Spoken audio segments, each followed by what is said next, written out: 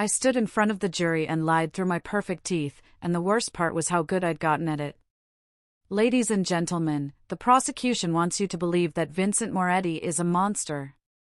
That he's capable of ordering a man's execution in cold blood. I paused, letting my eyes sweep across each face, reading them like I'd been trained to do. Juror number 3, the accountant with the wedding ring, was already nodding slightly. Juror number 7, the retired teacher, had her arms crossed but her expression was softening. But where's the evidence? Where's the proof beyond gossip and speculation? My voice didn't shake. It never shook anymore. That's what years of courtroom battles did to you.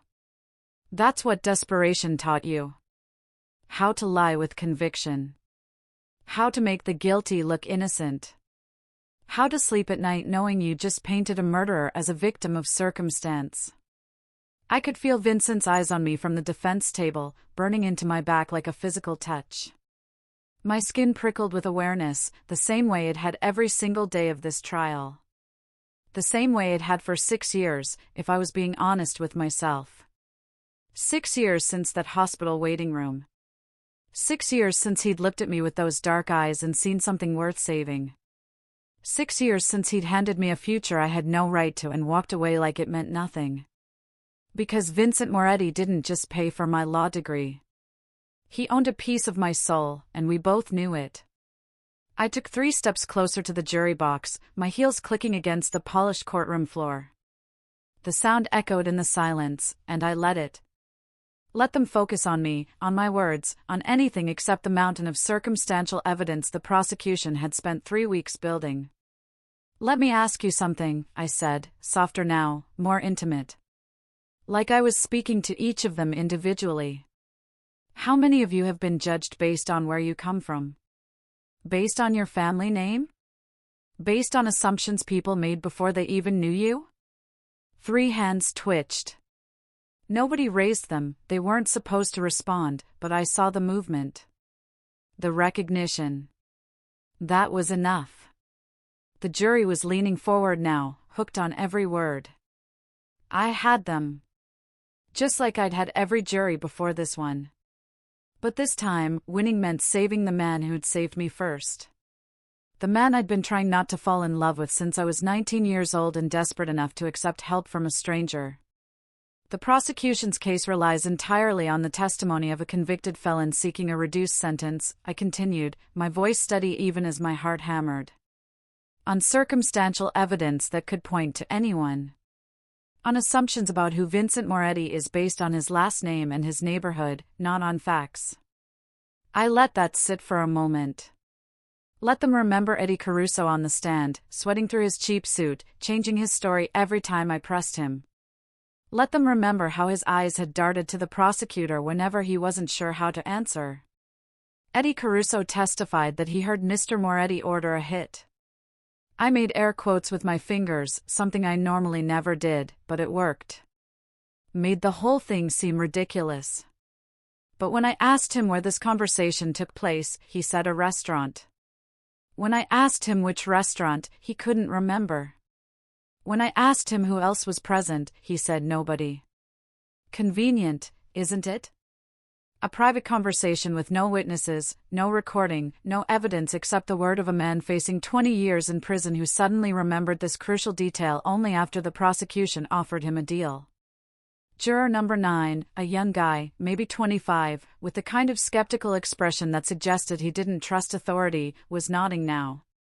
I'd won him 3 days ago during cross-examination, but I needed to keep him. I turned slightly, just enough to catch Vincent's profile. Sharp jawline. Dark eyes that missed nothing. The kind of beautiful that felt dangerous. He sat perfectly still, hands folded on the table, looking every inch the legitimate businessman his lawyers claimed he was. The navy suit he wore probably cost more than most people made in a month. His hair was perfectly styled, dark with just a touch of silver at the temples that made him look distinguished rather than old. 42 years old, and he could have passed for a banker, a CEO, a politician. Anyone except what he actually was. But I'd seen the other side. The side that made hardened criminals nervous. the side that had blood on its hands even if I could never prove it in court. 3 nights ago, he cupped my face in the prison meeting room and told me he was guilty. Not of this particular murder, he swore he hadn't ordered that hit, but of so many others that it didn't really matter. He'd looked me dead in the eye and said, "I'm not a good man, Alessandra. But I've never lied to you, and I'm not starting now. I didn't kill Tommy Rizzo. But I've killed others. Does that change things?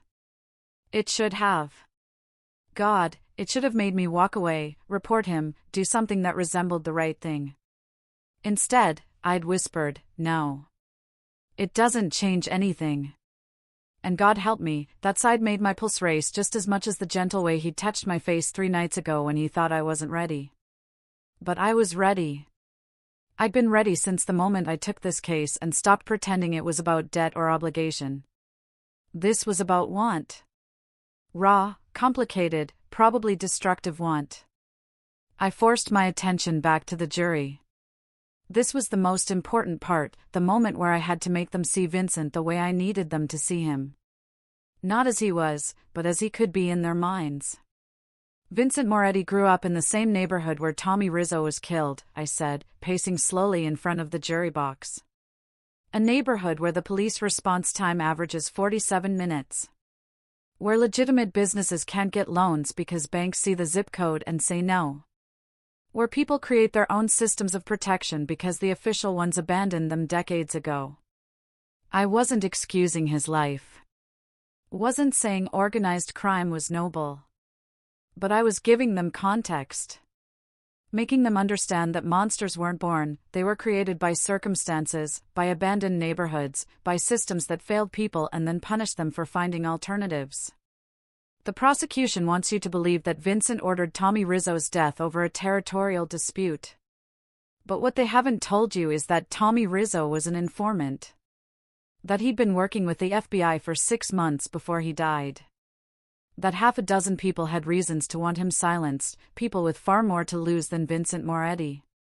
I saw the prosecutor, Jennifer Chin, stiffen at her table. We'd gone to law school together. Used to be friends before I took this case. Now she looked at me like I'd betrayed everything we'd stood for. Maybe I had. The prosecution showed you phone records, I continued, turning to face the judge briefly before swinging back to the jury. Calls between Vincent and various associates on the night of the murder. But making phone calls isn't a crime. Running a business, even an unconventional one, isn't a crime. And nothing in those phone records explicitly mentions Tommy Rizzo or any plan to harm him. Juror number 5, an older woman who reminded me of my mother, was frowning. Not at me, at the evidence table where the prosecution had stacked their exhibits like they were building a case out of paper and wishes. They showed you financial transactions. Money moving between accounts.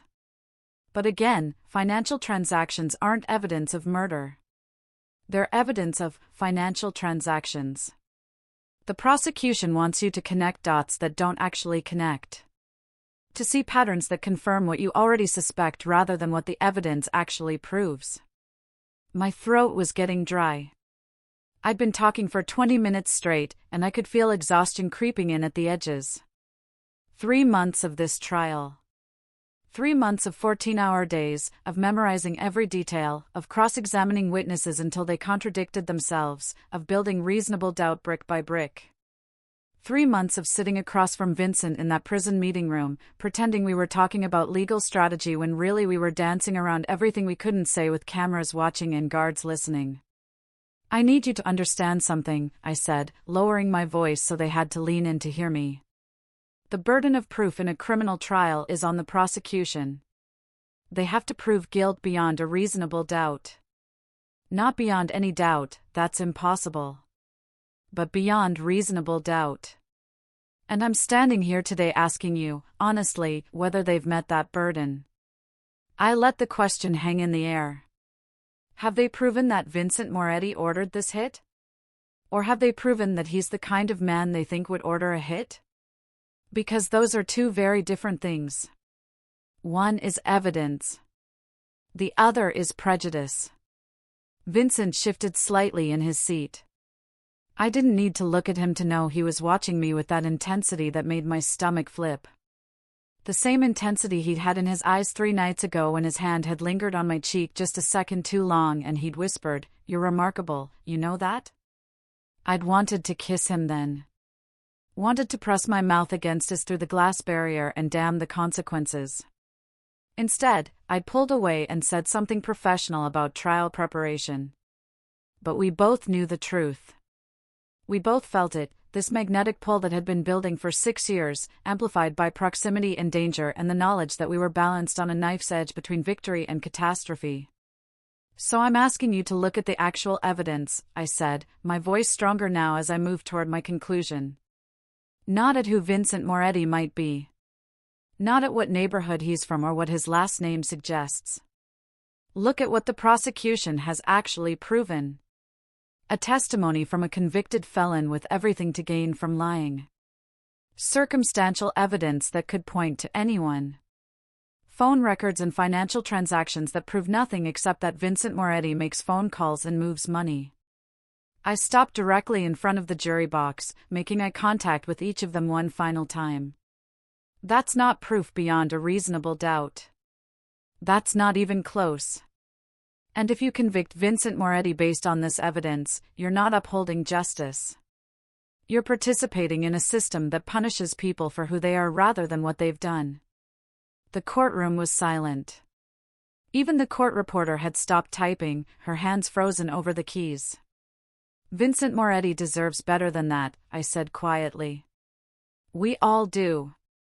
Thank you for your time and your careful consideration." I walked back to the defense table, my legs somehow steady despite the adrenaline crash beginning to set in. As I sat down next to Vincent, he leaned close enough that I could smell his cologne, something expensive and understated that I'd probably fantasized about more than I wanted to admit. "That was perfect," he whispered, his breath warm against my ear. "Perfect. Like my lies. Like my justifications. Like the way I just convinced 12 people to ignore their instincts and set a guilty man free." The judge was saying something about jury deliberations, about how they'd reconvene tomorrow morning, but I barely heard it. All I could focus on was the heat of Vincent's body next to mine and the weight of what I'd just done settling into my bones. I'd stood in front of that jury and lied through my perfect teeth. And the worst part was how good I'd gotten at it. Let me take you back to where this all started, because you need to understand what I did. What I became. I was 19 and my entire world was falling apart in a hospital waiting room that smelled like disinfectant and desperation. The kind of smell that gets into your clothes, your hair, your skin, the smell of fear and grief and too many people waiting for news they don't want to hear.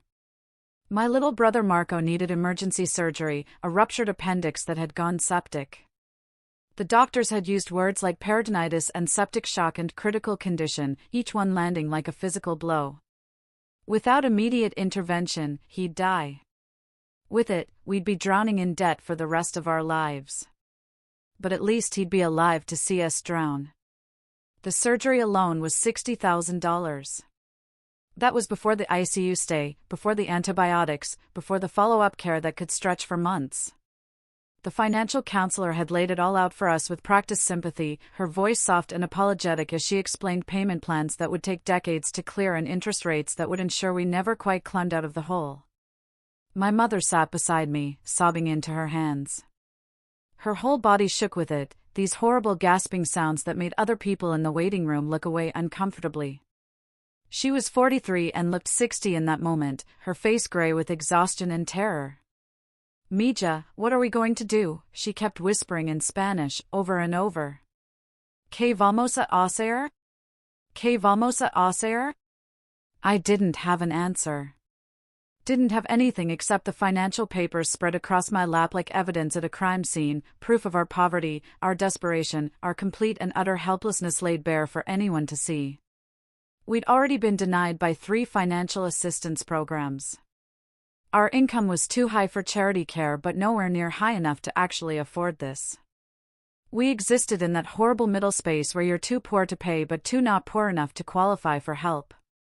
I had $1,200 in my bank account and a full scholarship to law school that suddenly meant nothing because I'd have to drop out, work 3 jobs, and still wouldn't make a dent in the medical bills. My future, the one I'd worked so hard for, was evaporating in real time.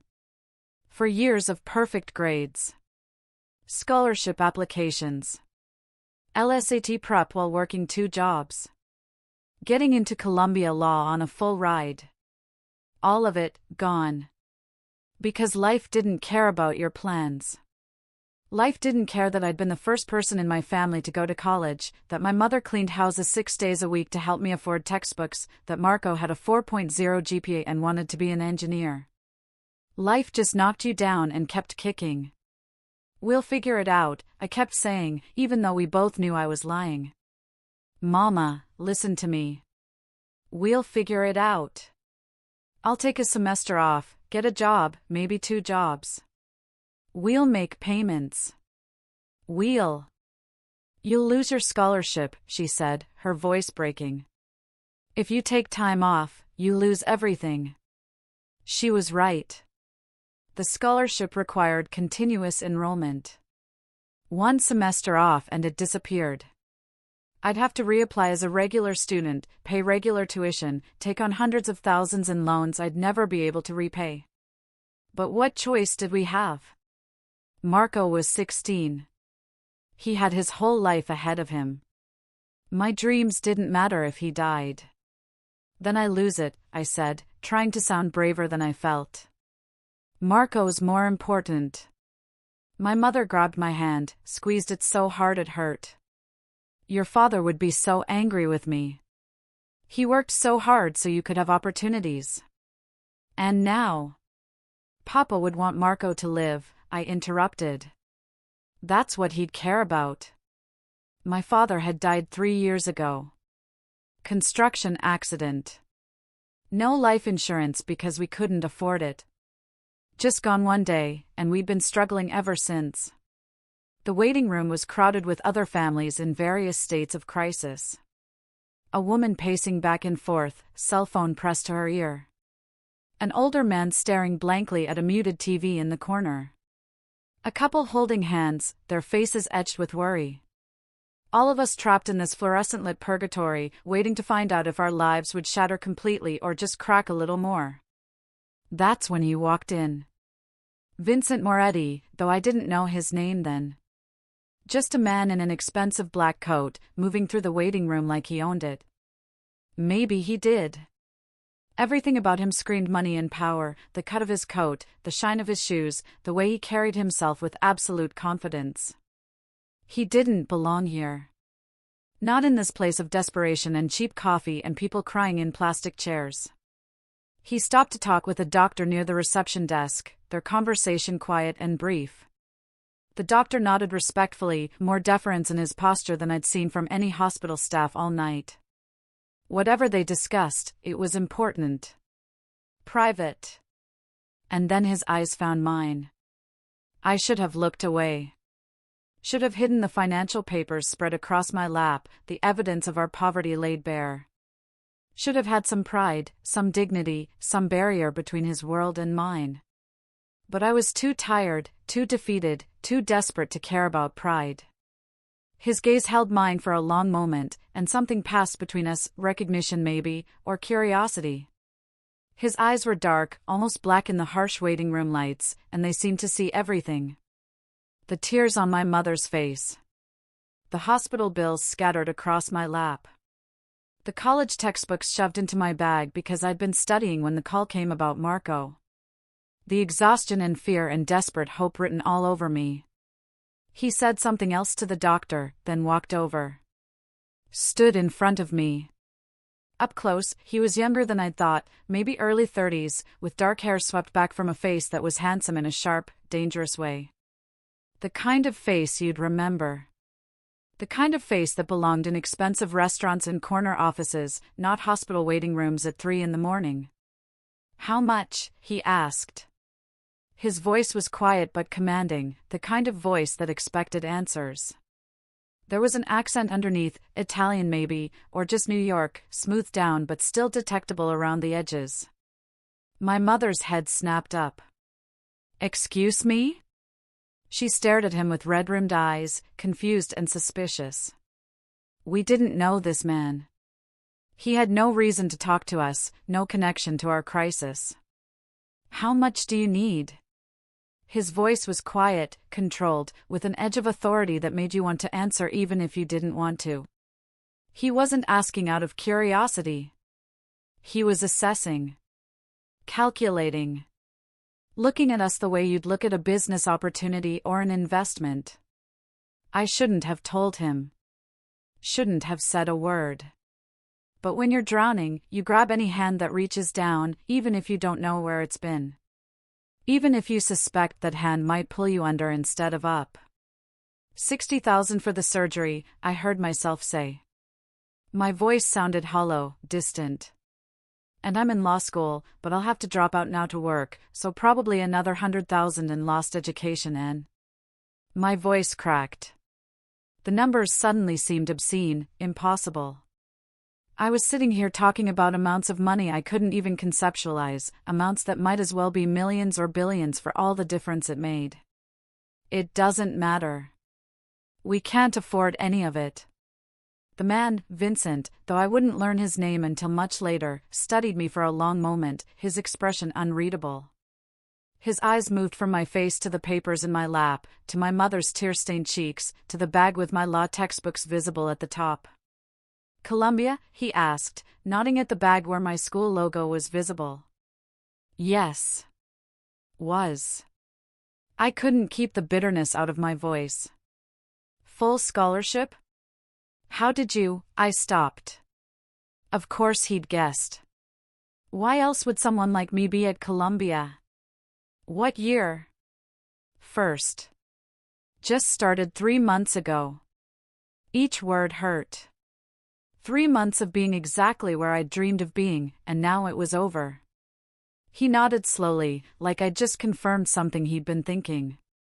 Then he looked at my mother, really looked at her, taking in her worn coat and cleaning service uniform visible under it, her work-roughened hands, the desperation in her eyes.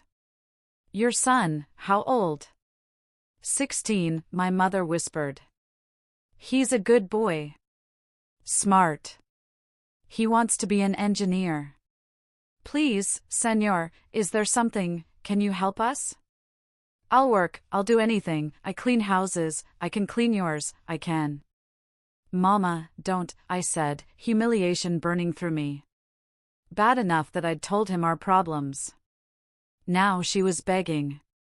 But what else could we do? Begging was all we had left.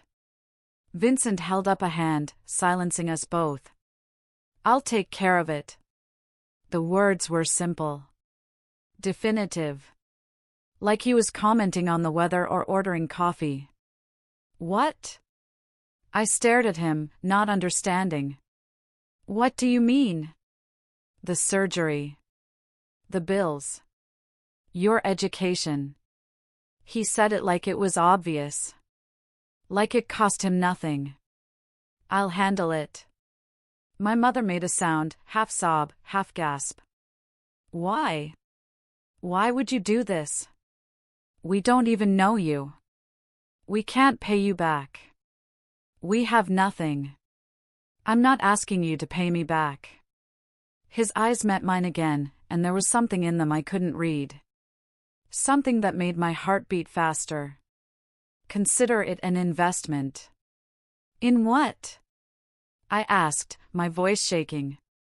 He studied me for a long moment, his expression unreadable. Then he nodded once and walked away. Just like that. No explanation. No request for our information. No contract or agreement or even a business card. He simply turned and left, his expensive coat swirling behind him, leaving me and my mother staring after him in shocked confusion. I thought that was it. Some rich stranger witnessing our breakdown, probably already forgetting us before he reached his car. Maybe he felt guilty. Maybe we reminded him of someone. Maybe he was drunk or high or having some kind of crisis that made him say things he didn't mean. People didn't just give away money like that. Didn't just offer to pay for everything without wanting something in return. Mija, my mother whispered, clutching my arm. Who was that? What just happened? I don't know, Mama. I don't know. We sat there in that waiting room for another 2 hours, waiting for news about Marco's surgery, waiting to see if he'd survive, trying to process what the strange man had said and whether it meant anything at all. Probably nothing, I told myself. Probably just words. Rich people said things like that all the time, made promises they never intended to keep, offered help that never materialized. We'd still have to figure this out ourselves. Still have to face the impossible bills and the impossible choices. The next morning, the hospital called. I was in my dorm room, having finally convinced my mother to go home and rest. I hadn't slept. Just sat on my bed staring at the wall, trying to figure out what came next. How to drop out of school. Where to find jobs. How to tell Marco that I was giving up my dreams so he could live. Miss Rivera, the voice on the phone said. This is Jennifer from St. Luke's Hospital Financial Services. My stomach dropped. Here it came. The bills. The payment plans. The beginning of the end. Yes. I'm calling about your brother Marco's account. I wanted to let you know that the surgery has been paid for in full. Anonymous donor. Cash payment. The room tilted. What? The entire balance has been settled. You won't receive any bills. Your family doesn't owe anything. I couldn't breathe. Couldn't process it. My mother started crying again, but this time from relief. Who paid it? I managed to ask. I'm sorry, but the donor requested complete anonymity. We can't release any information. But your brother is in recovery, and the surgery went well. You can visit him this afternoon. I hung up the phone and just stared at it, my hands shaking. He'd actually done it. The stranger in the expensive coat. He'd actually paid for everything. But why? What did he want from us? From me? And more importantly, what would he ask for in return? Because nobody gave you $60,000 without expecting something back. That wasn't how the world worked. That wasn't how anything worked. I should have been grateful. Should have been relieved. And part of me was. But another part, the part that would eventually become a lawyer, that understood how debts worked and what they meant, was terrified. Because I'd just accepted help from a stranger, and I had no idea what I'd agreed to. 2 days later, an envelope appeared under my apartment door. I almost stepped on it coming back from my morning class, Constitutional Law, 8 a.m., Professor Brennan droning on about due process while I'd barely been able to keep my eyes open. I'd spent the previous 48 hours at the hospital with Marco, watching him sleep, watching monitors beep, trying to process the miracle that had saved us. The envelope was thick, cream-colored, expensive-looking. The kind of envelope that didn't belong on the scuffed hallway floor of a Columbia dorm building where the carpet smelled like old beer and someone's microwave popcorn. No name on the front. No address. Just sitting there like it had materialized out of thin air. My hands shook as I picked it up. I knew, somehow, I just knew, what this was. Who this was from. I should have taken it to campus security. Should have reported it. Strange envelopes appearing under your door weren't normal. Weren't safe. Instead, I brought it inside, locked my door, and sat on my bed for 10 full minutes just staring at it. My roommate Sarah was at class. The room was silent except for the radiator hissing and someone's music thumping through the walls. I turned the envelope over in my hands, feeling its weight, its quality. Even the paper felt expensive.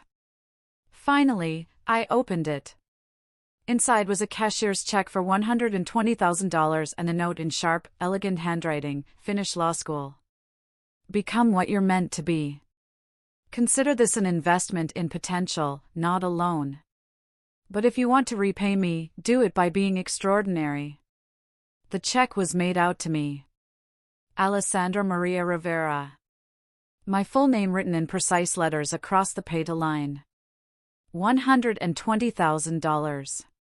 More money than my mother had made in the last 5 years combined. I couldn't breathe. The number swam in front of my eyes.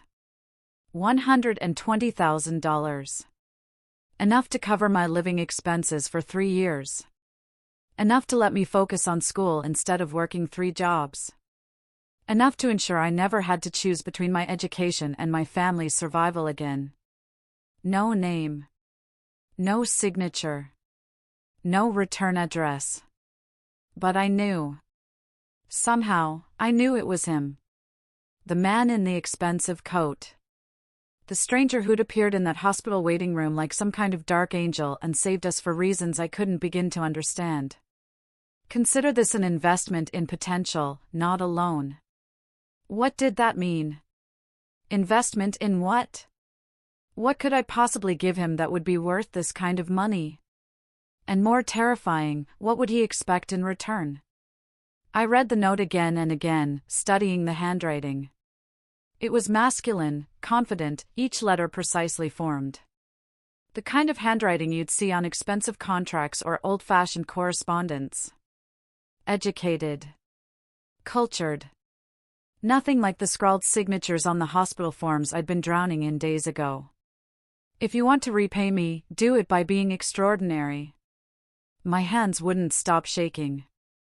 I set the check and note on my desk, stood up, sat back down, stood up again.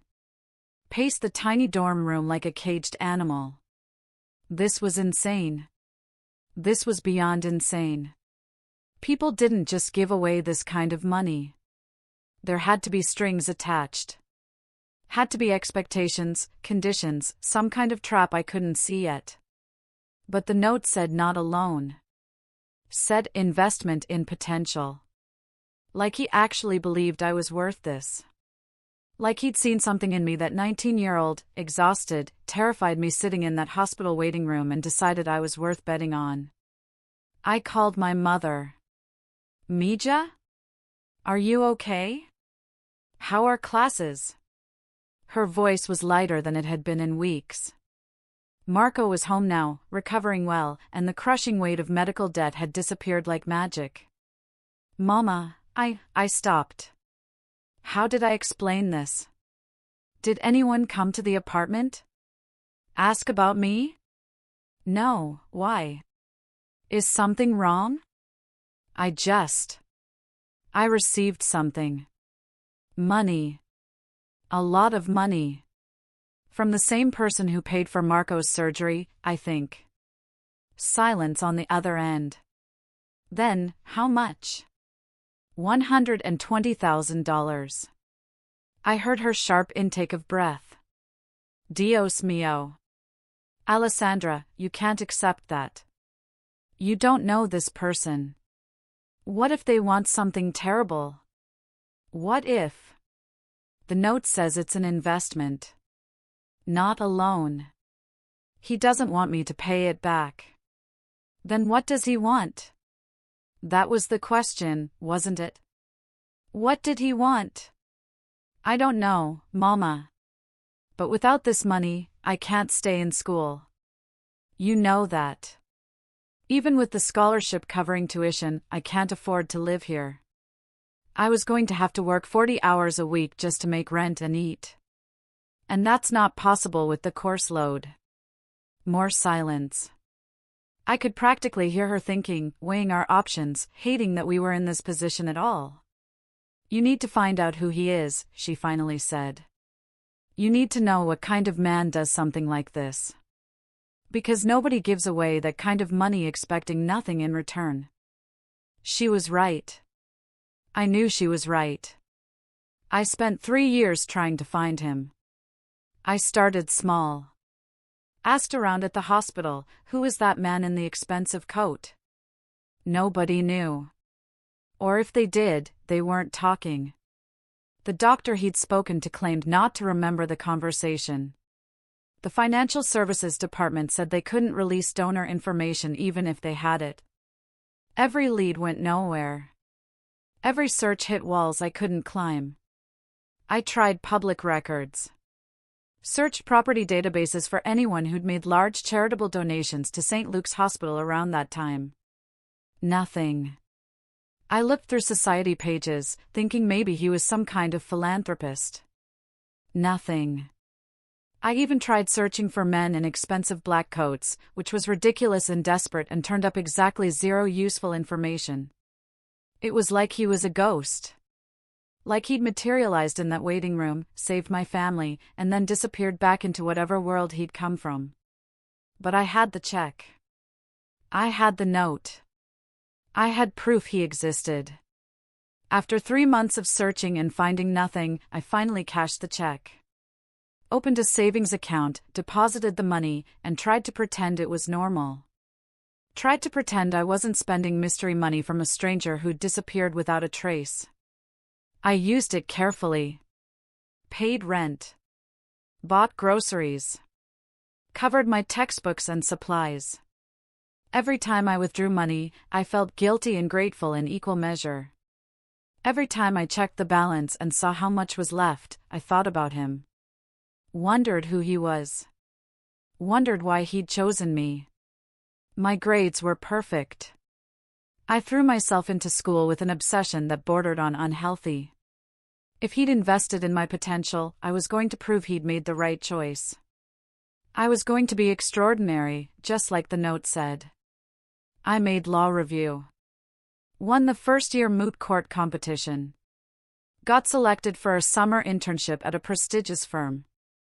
Everything I achieved felt like a payment on an invisible debt, proof that I deserved the investment, that I was worth the money, that I was becoming exactly what he'd bet on. But I never stopped looking for him. In my second year, I took a criminal law class that covered organized crime. We studied RICO cases, mob prosecutions, the structure of criminal enterprises. And something about it felt familiar. The way these organizations operated, the careful distance between orders and actions, the loyalty structures, the way power worked in the shadows. These aren't just criminals, Professor Martinez explained. They're businessmen. They run their operations like corporations.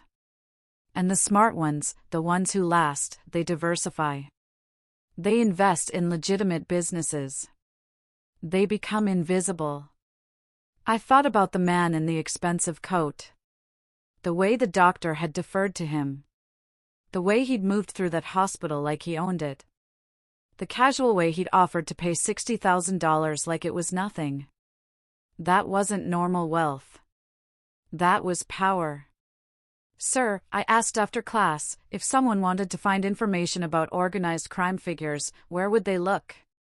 Professor Martinez studied me curiously. That's oddly specific. Why? Just academic interest. The lie came easily. I was getting good at lying. He nodded slowly. Federal databases, if you have access. But most of that's classified. Otherwise, news archives. FBI press releases. Court records from RICO cases. Though the high-level guys rarely get caught. They're too insulated. I spent that entire semester researching. Read every organized crime case from the past decade. Studied photos of defendants, searched for anyone who matched my memory of him. Dark hair, early 30s, expensive taste, Italian maybe. Nothing. It was like he didn't exist in any official capacity. By my third year, I'd almost given up. Almost convinced myself he was just some eccentric billionaire who liked helping people and valued his privacy. Almost stopped checking the news for any sign of him. It wasn't until my final year of law school that I saw his face on the news and everything clicked into place. I was in the library, supposedly studying for the bar exam but actually avoiding my study group because I couldn't handle one more conversation about jobs and clerkships and who'd gotten offers where.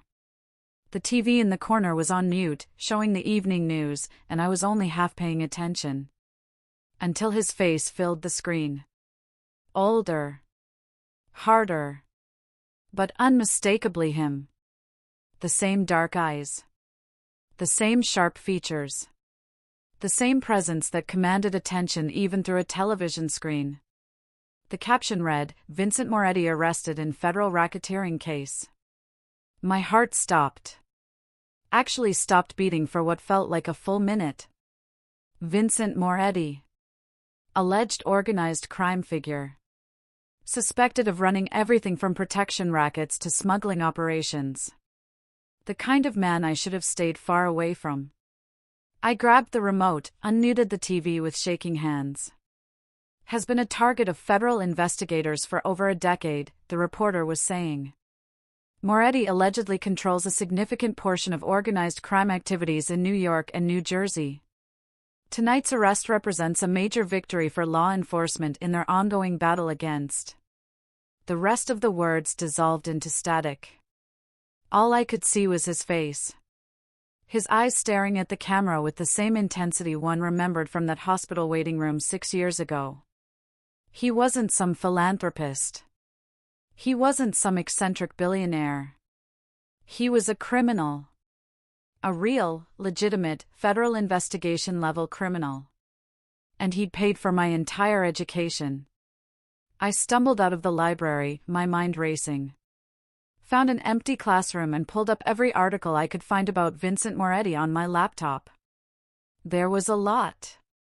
Suspected involvement in loan sharking, illegal gambling, labor racketeering, smuggling. Multiple investigations over the years, but never enough evidence to prosecute. Associates who'd been arrested but never flipped.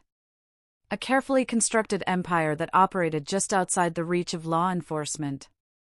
Moretti is known for his intelligence and his brutality, one article said. Unlike traditional mob bosses, he maintains a low profile and invests heavily in legitimate businesses. This makes him particularly difficult to prosecute. There were older photos. Him at charity events wearing tuxedos. Him outside what looked like legitimate business offices. Him at a construction site, shaking hands with a man in a hard hat. In every photo, he looked exactly like what he was: powerful, dangerous, completely in control. But he'd given me my life back. My brother was healthy. My mother could sleep at night. I had my degree, my career, my future, all because a dangerous man had seen something in me worth saving. I sat in that empty classroom until the security guard came to lock up, just staring at Vincent Moretti's face on my computer screen and trying to reconcile who he was with what he'd done for me. He was a criminal. The kind of person I was supposed to oppose, to prosecute, to help put in prison. I was going to be a lawyer. I was supposed to believe in justice, in the rule of law, in doing the right thing. But he'd saved us. Not the system. Not the social safety net. Not the programs that were supposed to help families like mine. Him. A man who existed outside all those systems, who operated in the shadows and made his own rules. I told myself I'd never use my degree to help him. That I'd build my career on legitimate cases, stay clean, make him proud by being exactly what he'd invested in. Something good. I'd be a defense attorney, yes, but I'd defend innocent people. People who deserved it. People who'd been wrongly accused or who'd made mistakes they regretted. Not men like him. Not criminals who operated empires built on violence and fear and breaking every law designed to keep society functioning. I'd take his money, I'd already spent most of it anyway, had used it to become exactly what he'd told me to become. But I'd use my degree for good. I'd prove that his investment had created something positive, something that helped people, something that made the world better rather than worse. That was how I'd repay him. By being extraordinary in all the ways he wasn't. That was the plan. That was what I told myself every day for the next 5 years as I built my career, won my cases, made a name for myself. And I almost believed it. Until the day his lawyer called and said Vincent Moretti was facing murder charges and he was requesting me specifically to defend him. Until I had to choose between the person I'd become and the debt I'd been running from since I was 19 years old. Until I realized that maybe, just maybe, he'd been investing in this exact moment all along. For 5 years, I did just that. Worked at a small firm. Took on pro bono cases. Built a reputation for being brilliant and ruthless in court. Won cases everyone said were unwinnable. And every time my name appeared in a legal journal or a news article about a big win, I wondered if he was watching. If he was proud. If he remembered the desperate girl in the hospital waiting room who'd become exactly what he'd bet on. Then his lawyer called. Vincent Moretti is requesting you specifically to handle his defense in a murder trial, the voice said. Male, professional, the kind of lawyer who charged $1,000 an hour. He's been following your career. He believes you're the only one who can win this. My hands went numb. I can't. He paid for your education. Your brother's life. He's calling in the debt, Miss Rivera. That wasn't a debt. He said it was a gift. In his world, everything's a debt eventually. I wanted to hang up. To refuse. To keep my distance from the darkness I'd spent 5 years running from. But they sent me the case files, and I made the mistake of reading them. The victim was a rival operator who'd been moving into Vincent's territory. Shot twice in the chest in a parking garage. No witnesses except one, a former associate turned informant who claimed Vincent had given the direct order. The evidence was circumstantial but damning. And if convicted, Vincent would spend the rest of his life in prison. I told myself I took the case because I had no choice. Because saying no might put my family at risk. Because the debt felt real even if it wasn't legally binding. But the truth? The truth was I wanted to see him again. The first time I sat across from him in the prison meeting room, separated by bulletproof glass and monitored by cameras, my entire body came alive in a way that terrified me. He looked older. Harder. But his eyes were the same, dark and intelligent and fixed on me like I was the only thing in the room worth seeing. You came, he said. You didn't give me much choice. There's always a choice, Alessandra.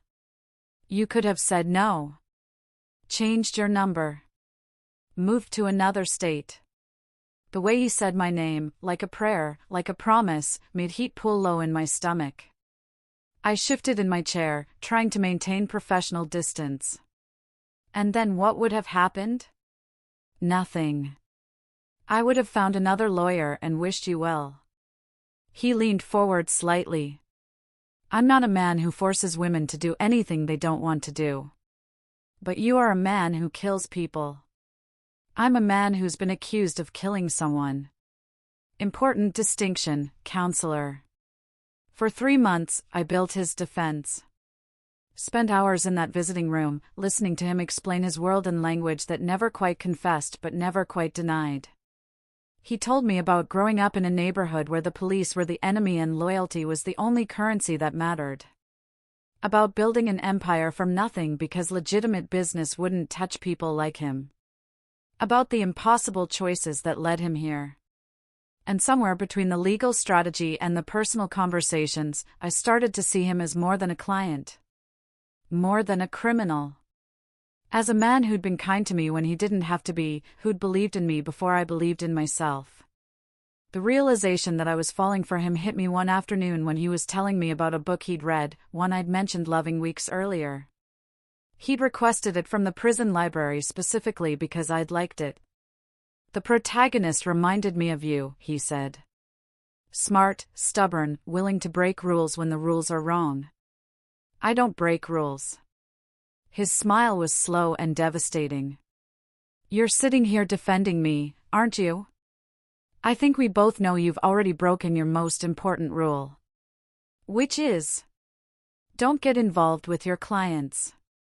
My face burned. I'm not involved with you. Not yet. He held my gaze, and the air between us felt charged with something electric. But you want to be. I see the way you look at me when you think I'm not paying attention. The way your breath catches when I say your name. The way you lean closer even though there's glass between us. I should have denied it. Should have maintained professional boundaries. Instead, I whispered, "This is a bad idea." The best things usually are. That night, I went home and touched myself thinking about him. About his hands, his mouth, the way his voice dropped lower when we were alone. I imagined him free, in my apartment, pressing me against the wall and making me forget every reason why this was wrong. I came with his name on my lips and hated myself for it. But the next day, I went back to that prison and worked harder than ever on his case. Because wanting him and saving him had become the same thing in my mind. The trial was brutal. The prosecution painted Vincent as a monster. A killer. A cancer on society. Their star witness, a weasel-faced man named Eddie Caruso, testified that he'd personally heard Vincent order the hit. He looked right at me and said, "Take care of the problem." Permanently, Eddie said, his voice shaking with what was supposed to be fear but looked more like rehearsed drama. During cross-examination, I destroyed him. Pointed out his 3 prior convictions for fraud. His pending charges that would disappear if he testified. The fact that he'd changed his story twice before landing on this version. "Mr. Caruso, isn't it true that you're testifying in exchange for a plea deal that will keep you out of prison?" I asked. "I'm testifying because it's the truth." "Really?" "Because 6 months ago, you told police you had no knowledge of any murder plot. 3 months ago, you said maybe you'd heard something but weren't sure. Now, suddenly, you remember every detail clearly. Which version is the truth?" He stammered. The jury watched him sweat. I felt Vincent's approval radiating from the defense table. Every night after court, I went home exhausted and wired. Sometimes Jennifer, my colleague, would check on me. "You're getting too invested," she warned. "I've seen you do this before, but never like this. Alessandra, please tell me you're not falling for him." I couldn't answer. Because the truth was I'd already fallen.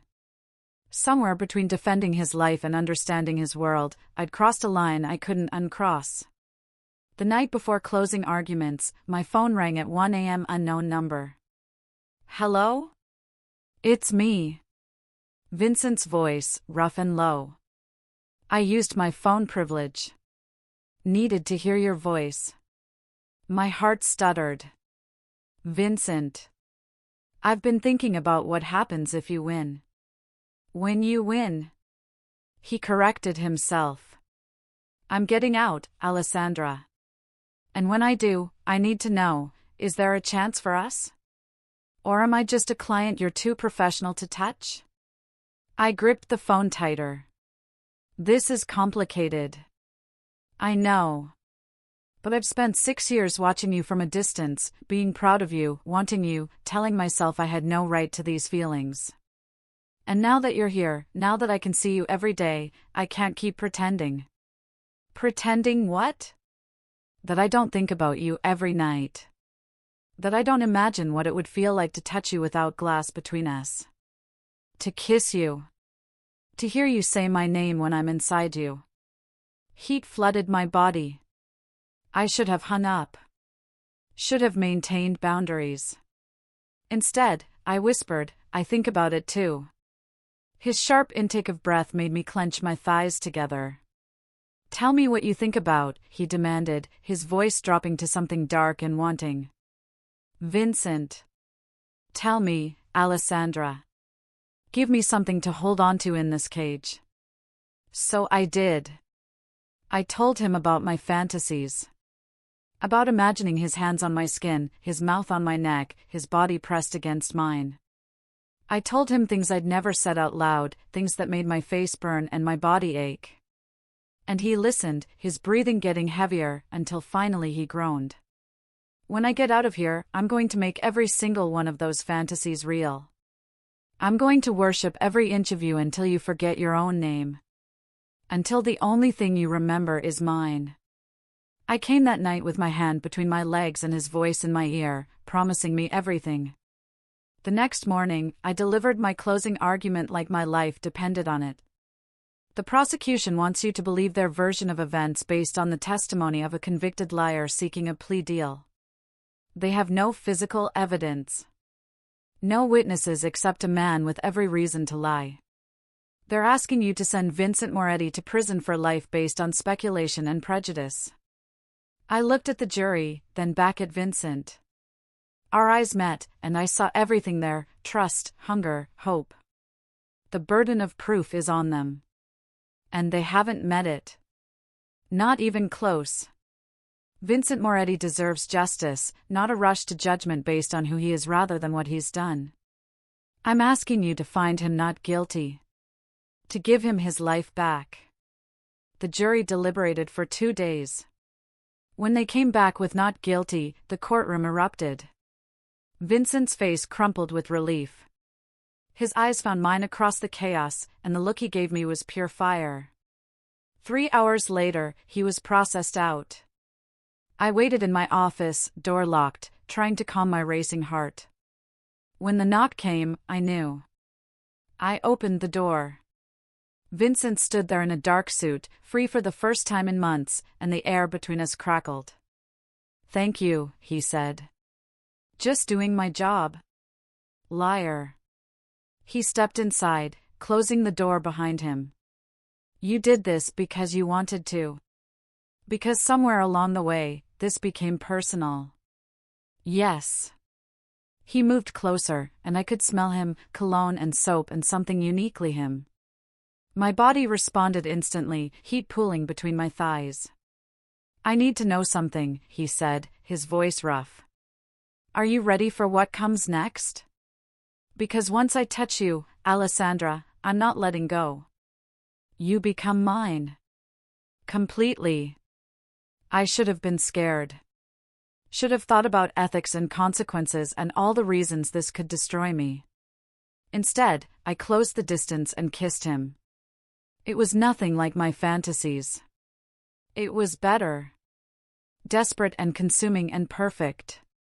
His hands tangled in my hair, pulling me closer. I moaned into his mouth, and he swallowed the sound like he was starving for it. When we finally broke apart, both breathing hard, he pressed his forehead to mine. "I'm leaving the life," he said. "Everything I've built, all of it, I'm walking away. I have enough money to disappear, to start over clean. But I need to know, will you come with me?" My mind spun. "Vincent. I know it's insane. I know you have a career, a life here. But Alessandra, I've spent 6 years wanting you. Investing in you. Watching you become everything I knew you could be. And now I want to build something real. Something legitimate. With you beside me. I can't just leave everything. I'm not asking you to abandon your family or your career. I'm asking for a chance. 6 months. Let me prove I can be the man you deserve. And if I can't..." His jaw tightened. "Then I'll let you go." I looked into his eyes and saw my future. Dangerous, complicated, probably reckless. But also real. And mine. 6 months, I whispered. He kissed me again, harder this time, backing me against the desk. His hand slid under my skirt, fingers tracing up my thighs, and I gasped. "We should stop," I breathed even as I arched into his touch. "Should we?" His fingers found the edge of my underwear. "Or should I make good on all those promises I made you over the phone?" I pulled him closer. "Don't you dare stop." And he didn't. That night, Vincent Moretti made me his in every way that mattered. And I let him, knowing I was crossing a point of no return. Because some debts you pay with your career. Others, you pay with your heart. And I just paid both.